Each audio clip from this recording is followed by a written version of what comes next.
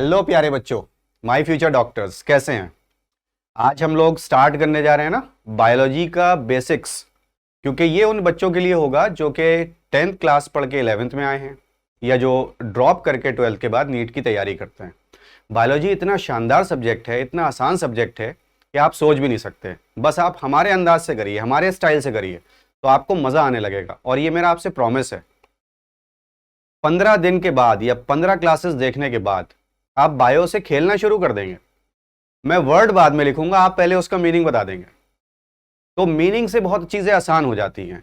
सारे बच्चों को क्या करना है कि जो आपका बायोलॉजी का रजिस्टर आप हमारे साथ बनाएंगे, उसके फर्स्ट 2 पेजेस आप बिल्कुल छोड़ दीजिएगा, वो वर्ड मीनिंग के लिए रहेंगे, ठीक है।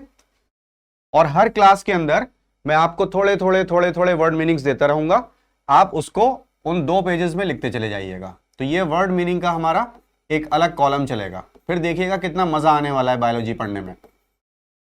इतना मजा आएगा, इतना मजा आएगा कि आप कहेंगे यार बायो तो याद करने की जरूरत ही नहीं है। लोग बोलते हैं कि इसको रटना होता है, लेकिन ये तो समझने की चीज थी। और वर्ड मीनिंग अगर हमने कर ली है तो फिर तो हम मास्टर हो गए, ठीक है ना। तो सबसे पहले हम बात करते हैं बायोलॉजी की। देखिए बच्चों, बायोलॉजी अपने आप में 2 वर्ड से मिलकर के बना हुआ है, बायोस और लोगोस। हम सब जानते हैं कि बायोलॉजी जो साइंस है वो लैटिन में लिखी गई है, उसमें लैटिन वर्ड्स का बहुत यूज हुआ है, क्योंकि लैटिन एक डेड लैंग्वेज है। और डेड लैंग्वेज के अंदर बच्चों क्या होता है, कभी भी चेंजेस नहीं होते, जिस वर्ड का जो मीनिंग है वही रहता है, ठीक है ना। तो अब देखिए बायोस और लोगोस। बायो क्या, बायोस का मीनिंग है लाइफ, और लाइफ जिसमें होती है वो कहलाते हैं लिविंग, यस और नो। और इसी तरह से लोगोस का मतलब है नॉलेज। और नॉलेज कैसे आती है बच्चों, नॉलेज आती है पढ़ने से, नॉलेज आती है स्टडी से, है ना। तो हम बोल देंगे study of living is called biology. यहां पर 3 वर्ड हमारे पास आ जाते हैं। क्या क्या वर्ड आ गए भाई। एक तो हमसे कोई पूछे कि लिविंग क्या होता है, तो हम बताएंगे लिविंग वो जिसमें लाइफ होती है, लिविंग वो जिसमें लाइफ होती है। और लाइफ क्या है, ये हमको हमारी एनसीईआरटी बुक का बायोलॉजी का पहला चैप्टर द लिविंग वर्ल्ड, वो हमको सिखाता है कि लाइफ क्या होती है। वहां से हम सीखेंगे what is the meaning of life, क्योंकि बायोलॉजिस्ट को ये आसान नहीं था उनके लिए कि वो बायो को या लाइफ को समझा पाए। जीवन क्या है, किसी बच्चे से पूछो तो बच्चा बोलता है जीवन तो सर एक संघर्ष है, it's a struggle, life is a struggle, life is a race. 3 Idiots में आपने देखा होगा, लाइफ इज अ रेस, है ना। सब भाग रहे हैं, क्यों भाग रहे हो यार। रेंचो क्या कहता था, रेंचो ये कहता था कि बच्चा काबिल बनो, कामयाबी तो झक मार के तुम्हारे पीछे आएगी। तो यहां पर बात हो रही है कि हम काबिल कैसे बने, है ना। तो लिविंग वो जिसमें लाइफ है, और दूसरे होते हैं बच्चों डेड। डेड वो जिसमें लाइफ थी, और तीसरे होते हैं नॉन लिविंग। नॉन लिविंग जिसमें लाइफ हो ही नहीं सकती जब तक ऊपर वाले की मर्जी ना हो। ऊपर वाला चाहे तो सब कुछ हो सकता है, यस और नो। नॉन लिविंग, तो अगर हम ये बोलें नॉन लिविंग वो जिसमें लाइफ नहीं है। अब जैसे मेरे हाथ में ये स्टाइलस है जिससे मैं लिख रहा हूं, हम इसको बोलते हैं कि ये नॉन लिविंग है, इसमें लाइफ नहीं है। किसी चीज का ना होना कोई कैरेक्टर थोड़ी है, हमें तो वो देखना है जो कि इसमें है और लिविंग में ना हो। तो ये मेरा आपसे सवाल है, और किसी ना किसी क्लास में मैं आपको जरूर बताऊंगा कि नॉन लिविंग का ऐसा क्या कैरेक्टर है जिससे वो नॉन लिविंग है। आप भी ढूंढिएगा, search it. So let me make it as a assignment for you people, है ना। आप इसको इसमें लग जाइए इस प्रोजेक्ट में कि सर ने क्या पूछा था, डीएम सर ने क्या पूछा था, नीट आईटी अड्डा पे ऐसी क्या बात पूछी गई थी कि नॉन लिविंग का क्या कैरेक्टर बताएं। हम ये बोले उसमें लाइफ नहीं है, हम ये बोले उसमें रिप्रोडक्शन नहीं है, हम ये बोले उसमें मेटाबॉलिज्म नहीं है। अरे तो है क्या, किसी चीज का ना होना कोई कैरेक्टर नहीं होता है, किसी चीज का होना कैरेक्टर होता है। तो क्या है जिसकी वजह से वो नॉन लिविंग है, क्या नहीं है, ये अब हमें नहीं देखना है। दिस इज द थिंग, ये चाहता हूं मैं बच्चे हमारे स्मार्ट बने, ऐसे ही स्मार्ट बनेंगे वो। और आप ढूंढ के देख लीजिएगा कि आपको 1000 में से शायद एक बंदा मिले जो आपको बता पाए कि नॉन लिविंग में क्या चीज है जिसकी वजह से उसे हम नॉन लिविंग बोल रहे हैं। खैर, so coming back to biology, biology की कितनी ब्रांचेस हैं। तो बच्चे बहुत आसानी से बता देते हैं कि सर बायोलॉजी की 2 ब्रांचेस हैं, बॉटनी जिसमें प्लांट्स के बारे में पढ़ते हैं, और जूलॉजी जिसमें एनिमल्स के बारे में पढ़ते हैं। यहां फिर से हमारे पास बच्चों एक वर्ड आ गया, ज़ूओज। ज़ूओज मीन्स एनिमल, और एनिमल वो जो चल सकता है। मोटाइल जो हो एनिमल का best feature, the only feature that differentiates animals from plant, although there are so many, but the main feature is locomotion, चलना। ठीक, तो ज़ूओस मीन्स एनिमल। अब यहां क्या बात हो रही है कि भाई बॉटनी में प्लांट्स आ गए, ज़ूलॉजी में एनिमल्स आ गए, तो क्या प्लांट्स और एनिमल्स ही सिर्फ लिविंग बीइंग है? उससे पहले हम ये सीख लें कि ऐसा कौन सा वर्ड है, what is the meaning of botany. Botany कहां से आ गया? फिर से एक वर्ड आ गया हमारे सामने, बॉटेन। बॉटेन मीन्स हर्ब। देख रहे हैं बच्चों क्या खेल चल रहा है? बॉटेन मीन्स हर्ब, यहां से आया। और हर्ब्स प्रेजेंट टाइम में मोस्ट डोमिनेटिंग प्लांट्स हैं अर्थ पर, मोस्ट डोमिनेटिंग प्लांट्स, ठीक है ना। तो बॉटनी प्लांट्स के लिए हो गई, ज़ूलॉजी एनिमल्स के लिए हो गई। ठीक है बच्चों, थोड़ा सा इरेजर, हाँ ये वाला ले लेते हैं। ऑल राइट, अब ये बात अगर हम यहां से खत्म कर दें तो हमसे कोई पूछ रहा है कि भाई प्लांट्स और एनिमल्स ही लिविंग बीइंग है क्या? क्या प्लांट्स और एनिमल्स ही लिविंग बीइंग है? नहीं, माइक्रो ऑर्गेनिजम्स भी हैं। वो कहां जाएंगे? कोई कहता है बॉटनी में पढ़ लो, कोई कहता है ज़ूलॉजी में पढ़ लो। 11-12 के लेवल पर तो बॉटनी ज़ूलॉजी में ही पढ़ा जाएगा, है ना। लेकिन अगर आप हायर स्टैंडर्ड की बात करें, आप जिस कंपटीशन की बात कर रहे हैं, नीट, जिसे क्वालिफाई करके, जिसे क्रैक करके एक्चुअली, जिसमें आप रैंक ला करके डॉक्टर बनेंगे, एमबीबीएस करेंगे, तो आप फिर अपना करियर भी उस फील्ड में ले जा सकते हैं जिसकी मैं बात करने जा रहा हूं, and that is of course microbiology.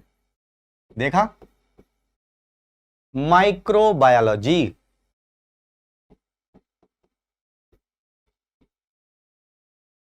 Biology of micro organisms, और माइक्रो ऑर्गेनिजम्स की लाइफ की knowledge, that is microbiology. Although इसमें एडवांसमेंट बहुत हो चुका है, बहुत एडवांसमेंट हो चुका है। आप सोच भी नहीं सकते कि एमबीबीएस या एमडी करने के बाद आप इस फील्ड में जाकर के भी एक रिसर्च स्कॉलर बन सकते हैं, and the world will want you then. दुनिया आपको बुलाएगी अपने पास कि आ जाओ यार हमारे साथ काम कर लो। हम क्या सोचते हैं, नीट हो जाए, नीट हो जाए, हमारे सपने बहुत छोटे हैं। अरे अपने सपनों को बड़ा बनाइए, बड़े सपने देखिए जो आपको सोने ना दें। सपने वो नहीं आते हैं, कलाम साहब ने क्या बोला था, सपने वो नहीं होते जो हम नींद में देखें, बल्कि सपने वो होते हैं जो हमें नींद ना आने दें। दिन और रात मेहनत करनी है, आपका टारगेट होना चाहिए। सोचिए कि आपने अगर पोलियो की मेडिसिन बना ली, एड्स की दवा बना ली, तो आपको नोबेल प्राइज तो मिलना ही है। नोबेल प्राइज जैसी चीज क्या होना चाहिए? हमारा टारगेट। हमारा टारगेट नीट, इतना छोटा सा सपना, अरे ये तो निकालना ही है, इसके आगे की बात करनी है।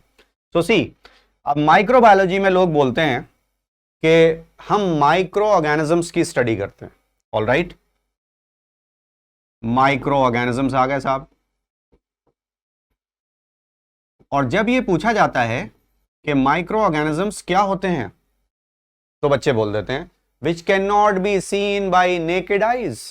ये क्या बात हुई, नेकेड आइज? अब देखिए, अगर मैंने चश्मा अपना हटाया तो मेरी आंखें नेकेड हो गई, मुझे माइक्रोब्स नहीं दिख रहे हैं। अब मैंने कवर कर ली, अब तो नेकेड नहीं है आइज। क्या अब माइक्रो ऑर्गेनिजम्स दिख रहे हैं? नहीं नहीं सर, ऐसा नहीं है।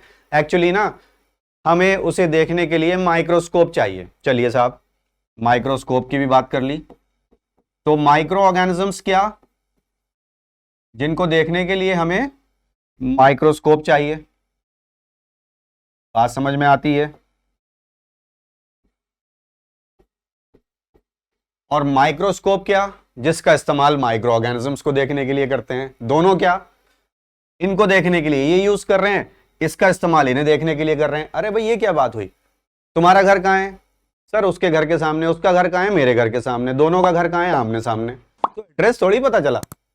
हम किसी से भी पूछिए, माइक्रो ऑर्गेनिजम्स, नेकेड आइज, खत्म कर दीजिए नेकेड आइज को, आप बोलिए अनएडेड आइज। Unaided eyes. देखिए फिर से एक वर्ड आ गया बच्चों हमारे सामने, अनएडेड आइज। एड का मतलब होता है स्पेसिफिक हेल्प, हेल्प नहीं, specific help. Aid means, the word is aid, aid means specific help.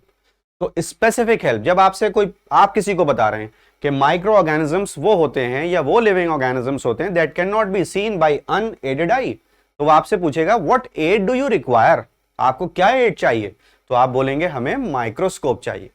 Meaning अभी भी क्लियर नहीं हुआ, ये मैं आपको बता दूं, because we are not on that word. हम उस वर्ड पे कभी फोकस ही नहीं करते, पूरी जिंदगी फोकस नहीं करते हम उस वर्ड पर। कौन सा वर्ड है वो वर्ड है माइक्रो। हम इस वर्ड को कभी देख ही नहीं रहे। चलिए भाई जरा सा इसे ले लेते हैं, this will be good. Micro, micro, हम इस वर्ड पे ध्यान ही नहीं दे रहे। स्कोप, स्कोप का मतलब होता है, लोग कहते हैं भाई तुमने पीसीबी ले लिया 11th में, बायो का स्कोप क्या है, तो आप कहते हैं हम डॉक्टर बनेंगे, बस एक ही फील्ड है। बायोमेडिकल इंजीनियरिंग में आप जा सकते हैं, बायोटेक में आप जा सकते हैं, है ना। और सोचिए जरा, California Lister Institute of Bacteriology, आप अगर वहां के रिसर्च स्कॉलर या वहां के साइंटिस्ट बन गए तो कितने महान आपका करियर होगा, आप सोच भी नहीं सकते। खैर धीरे धीरे सब बातें मैं आपको बताता रहूंगा। फिलहाल तो बात ये हो रही है बच्चों कि हमारे पास एक और वर्ड आ गया, scope. Scope means to view, scope means to view. तो अब बात करते हैं उस वर्ड की जो हमको परेशान करता है, एक्चुअली हमने कभी उस पर ध्यान ही नहीं दिया। What is the meaning of micro? सारे बच्चे जानते हैं जो 10th से 11th में आते हैं। 11th क्लास का फिजिक्स का पहला चैप्टर है यूनिट्स एंड डायमेंशन, वहां सिखाया जाता है ना। और 12th करने के बाद भी अगर हम नीट की तैयारी कर रहे हैं और हम वर्ड मीनिंग के साथ काम नहीं कर रहे हैं तो डेफिनेटली बायो हमें मुश्किल लगेगी, लेकिन वर्ड मीनिंग के साथ अगर खेलेंगे तो इतनी आसान हो जाएगी, इतनी आसान हो जाएगी बच्चों कि आप फिर 15 दिन के बाद सब्जेक्ट पीछे होगा और आप सब्जेक्ट से आगे होंगे, right. Micro, what does micro means? 1 micrometre is equal to 10⁻⁻6 metres. ये होता है बच्चों मीनिंग माइक्रो। माइक्रो ऑर्गेनिजम्स वो जिनका साइज माइक्रोमीटर की रेंज में हो उनको बोलते हैं माइक्रो ऑर्गेनिजम्स। और क्योंकि हम उन चीजों को बिना किसी एड के नहीं देख सकते बच्चों जिनका साइज माइक्रोमीटर की रेंज में है, तो इसलिए हमें एड चाहिए एंड दैट इज माइक्रोस्कोप। तो बच्चों से जब यह पूछा जाता है कि माइक्रोस्कोप ऐसा क्या करता है कि हमें वो चीजें दिखने लगती हैं जो बिना माइक्रोस्कोप के हमको नहीं दिख रही हैं, तो बच्चे कहते हैं सर वो उसे बड़ा करके दिखा देता है। सोचने की बात है, अगर माइक्रोस्कोप किसी छोटी चीज को बड़ा कर रहा है तो फिर हम उसमें ऐसा करें ना, कोई गोल्ड का पार्टिकल रख दें, डायमंड का पार्टिकल रख दें, माइक्रोस्कोप उसे बड़ा कर देगा, यस और नो। तो माइक्रोस्कोप कभी भी ऑब्जेक्ट को मैग्नीफाई नहीं करता। अब आप समझ गए मेरी बात, राइट, यू आर राइट, बिल्कुल सही कह रहे हैं। Microscope magnifies the image, not the object, it magnifies the image of the object. बच्चों बात समझ में आ रही है, यस और no? So what does microscope functions for और व्हाट इट इज डूइंग, तो आप कहेंगे इट मैग्निफाइज द इमेज। तो फिर एक सवाल और बच्चों से पूछा जाता है कि बच्चों बताइए, माइक्रोस्कोप आपने देखा है उसमें ऑब्जेक्टिव होता है जो लेंस ऑब्जेक्ट के स्पेसिमेन के पास होता है, एक आई पीस होता है जो हमारी आंख के पास होता है, एक स्टेज होती है जिस पर हम स्लाइड रखते हैं, है ना, एक स्टैंड होता है, एक हैंडल होता है, कोर्स एडजस्टमेंट, फाइन एडजस्टमेंट, ये सब वहां पर होते हैं। तो इन सारी चीजों में से अगर ये पूछा जाए कि माइक्रोस्कोप इमेज को मैग्नीफाई कर रहा है और बच्चों से ये पूछा जाए कि माइक्रोस्कोप में इमेज कहां बनती है, अब बच्चे खामोश, सोच रहे हैं यार माइक्रोस्कोप में इमेज कहां पर बन रही है, ऑब्जेक्टिव पे बन रही है, आई पीस पे बन रही है, इन दोनों के बीच में बन रही है, ऑब्जेक्टिव के पास बन रही है या आई पीस के पास बन रही है, सोच रहे हैं। अरे मत सोचिए, ये कब इस्तेमाल करेंगे हम, हमारे हमारे आई के रेटिना पर इमेज बनती है, हम आंख से ही तो देख रहे हैं। तो हमारी आई का जो रेटिना है बच्चों, आंख का पर्दा, हर चीज की इमेज वहीं बनती है। तो अब बात ये आती है निकलकर व्हाट माइक्रोस्कोप इज डूइंग। बच्चों on a serious note, microscope 2 underlying principles पर काम करता है, वो आप देखिए। What are those 2 underlying principles?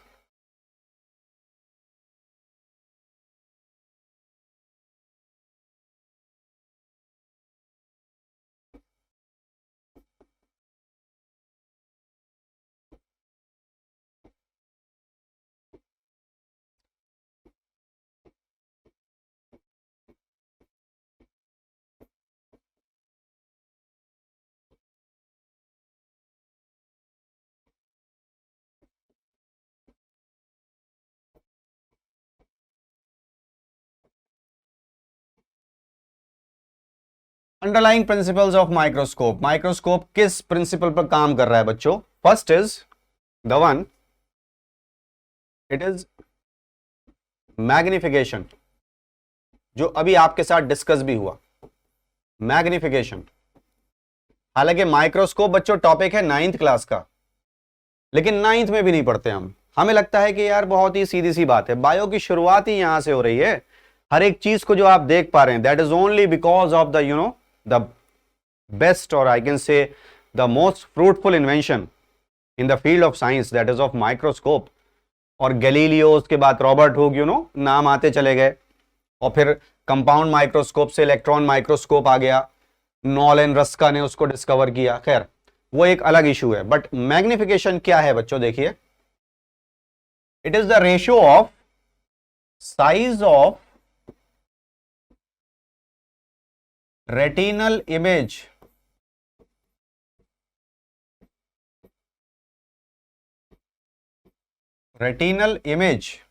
with aided eye। Suppose हम माइक्रोस्कोप से देख रहे हैं और हमको पता चल रहा है कि ये पर्टिकुलर साइज आया, या माइक्रोस्कोप की हेल्प से एड के थ्रू हमको साइज मिला 40 माइक्रोमीटर। ये हमको माइक्रोस्कोप के थ्रू साइज मिला, ठीक। और उसके साथ रेशो किसका लेना है? साइज ऑफ रेटिनल इमेज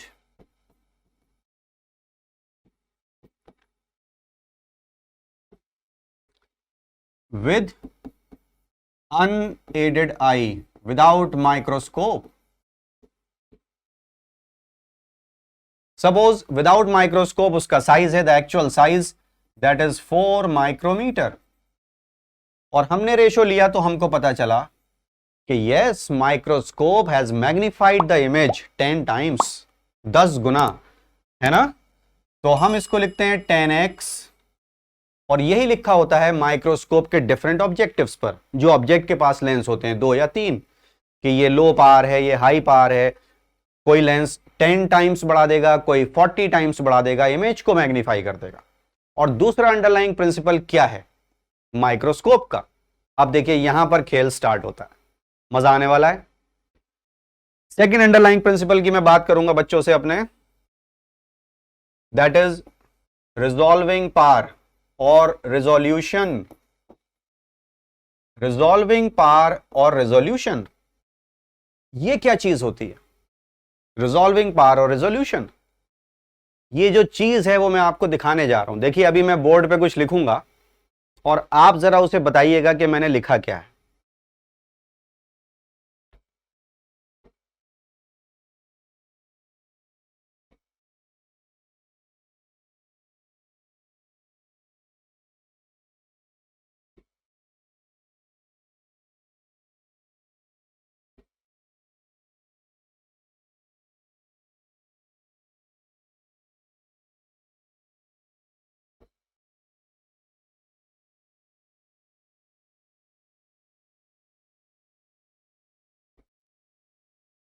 जी, पढ़ पा रहे हैं क्या लिखा है मैंने बोर्ड पे?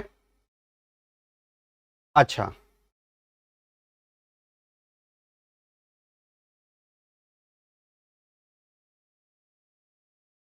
अब पढ़ पा रहे हैं क्या लिखा है?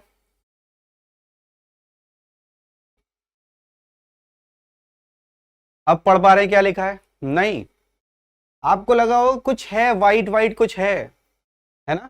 या मैं इसको भी अगर और थोड़ा सा छोटा कर दूं, और छोटा सा, this is the limit I think, इससे छोटा नहीं होगा।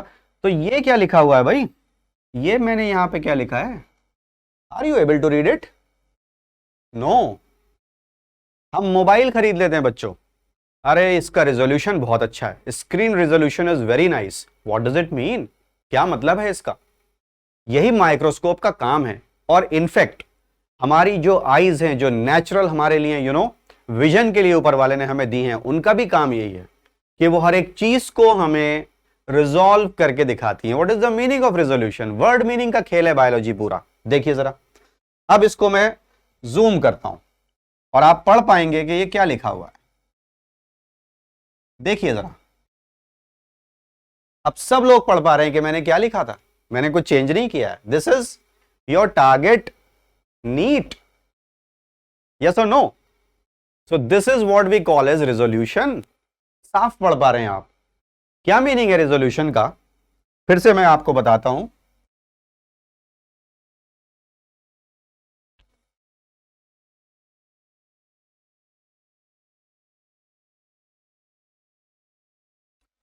बच्चों रेजोल्यूशन का मतलब होता है दो पास रखी हुई चीजों को अलग अलग करके दिखाना।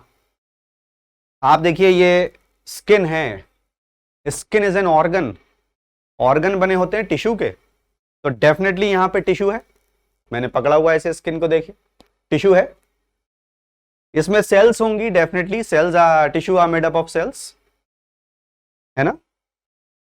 तो हमें सेल्स क्यों नहीं दिख रही हैं तो ये पता है कि हैं, लेकिन हमें दिख नहीं रही हैं। क्यों नहीं दिख रही हैं? Because of this, human eye की जो रिजॉल्विंग पावर है वो कितनी है? That is 100 micrometer.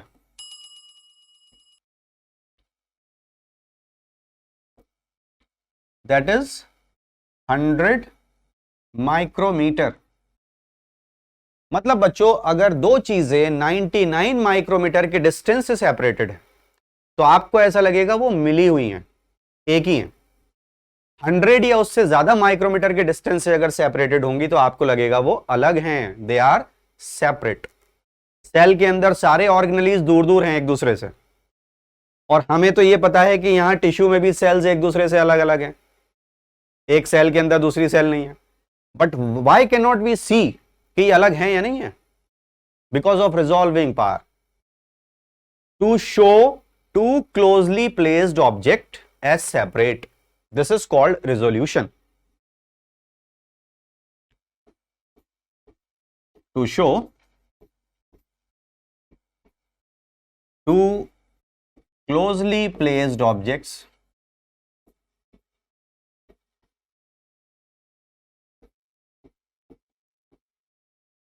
As separate. ये काम माइक्रोस्कोप कर रहा है, हमारी आई का भी ये फंक्शन है, ठीक है ना? और ये काम माइक्रोस्कोप भी कर रहा है। आप बात समझ रहे हैं कि नहीं? What is the meaning of resolution, what is the meaning of resolving power? तो माइक्रोस्कोप को, इमेज को भी मैग्नीफाई करना है, और जो चीजें पास पास हैं उन्हें भी हमें रिजॉल्व करके, दूर दूर करके, अलग अलग करके दिखाना है। That is called resolution. तभी तो हम बोलते हैं यार ये जो हमने मोबाइल लिया इसका रिजोल्यूशन बहुत अच्छा है। What does it mean? कि इसमें हमें हर चीज क्लैरिटी से दिख रही है। क्या हुआ? HD आया, है ना? HD आया बच्चों, दैट वाज 720p। उसके बाद फुल HD आया, full HD, that was 1080p। फिर उसके बाद आया ultra HD 4K, you know that. अब 8K आ रहा है, उसे क्या करेंगे? Super ultra HD। यस और नो? तो ये चीजें चेंज हो रही हैं। Pixels, how much you can resolve from a particular image of from a particular pic, that is what you call as resolving power और resolution। ठीक है ना बच्चों? तो ये हमारा एम है कि आप लोग जो भी चीज पढ़ें वो समझ करके पढ़ें, यस और नो? अब जो नेक्स्ट हमारा लेक्चर होगा इसके बाद, उसमें हम स्टार्ट करेंगे बायो का first chapter, that is the living world. ठीक है ना? And for that you have to keep your NCERT book with you. आप जब भी मेरी क्लास देखें तो ये ध्यान रखिए कि एनसीईआरटी आपके पास होनी चाहिए। जो भी आपके पास थंबनेल आए या हमारे चैनल पर जो भी वीडियो आए, मैं आपसे जरूर बोलूंगा कि आप चैनल को सब्सक्राइब करें, लाइक करें, अगर आपको ये बातें अच्छी लग रही हों। और जो भी टॉपिक आपको मुश्किल लगे आप बताइए, उस पर हम आपके लिए क्लासेस अवेलेबल कराएंगे। बिकॉज हमने ये प्रण किया है, ये प्रण लिया है कि अब पूरे इंडिया को फ्री ऑफ कॉस्ट, या ये बोल सकते हैं for a very nominal cost, not free of cost but for a very nominal cost, we are going to teach the entire country, जिससे कि बच्चों के ऊपर जो प्रेशर है वो प्रेशर खत्म हो जाए। पढ़ाई तो बच्चों मजे से की जाती है, मजे लेकर के पढ़ाई करनी है ना? लाइफ में मजे करने हैं तो मजे लेकर के पढ़ाई कर लो, ऑन ए सीरियस नोट, बस सिर्फ आपकी कंसिस्टेंसी हमें चाहिए।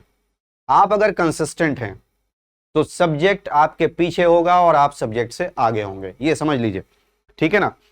तो ये बात हो गई हमारे बेसिक्स की। अब इसके बाद हम नेक्स्ट क्लास स्टार्ट करेंगे, जो आप नेक्स्ट वीडियो में देखेंगे, that will be living world, the first chapter of class 11, ठीक है। और बहुत ही शानदार वो बेस है हमारा, अगर वो चैप्टर हम समझते हैं तो आगे की बायोलॉजी हमको समझ में आती है, ठीक। So that is all for today and good bye for now. Stay tuned for the next chapter और for the upcoming first chapter, that is the living world, जिसकी फर्स्ट क्लास आपको नेक्स्ट वीडियो में मिलने वाली है। Thank you so much.